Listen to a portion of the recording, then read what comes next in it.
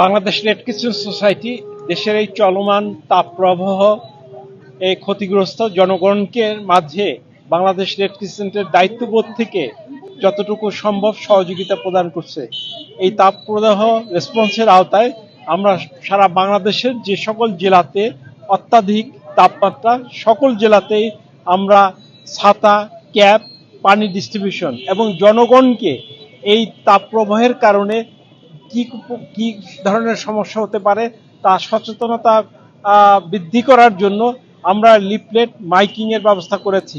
আমরা কিছু কিছু জায়গায় কুলিং স্টেশন তৈরি করেছি, যেখানে জনগণ এই তাপদাহের মধ্যে গিয়ে আশ্রয় নিতে পারেন, সেখানে বিশ্রাম নিতে পারেন। পানির ব্যবস্থা আছে, আমাদের মেডিকেল টিম আছে, যেখানে তাদের ব্লাড প্রেশার, তাদের হার্টবিট পরীক্ষা করা হয়ে থাকে। এরকম আমরা সারা বাংলাদেশের রেড ক্রিসেন্ট সোসাইটির ভলান্টিয়ারের মাধ্যমে আমরা এই সেবা প্রদান করে থাকি।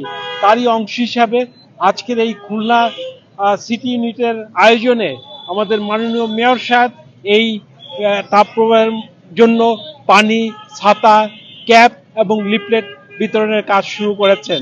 আমরা বাংলাদেশ রেড ক্রিসেন্ট সোসাইটির পক্ষ থেকে খুলনা রেড ক্রিসেন্ট ইউনিটকে ধন্যবাদ জানাই, মেয়র মহোদয়কে ধন্যবাদ জানাই, বাংলাদেশের সকল রেড ক্রিসেন্টের ভলান্টিয়ারকে এই মানবতার সেবায় এগিয়ে আসার জন্য। আপনাদেরও সকলকে ধন্যবাদ।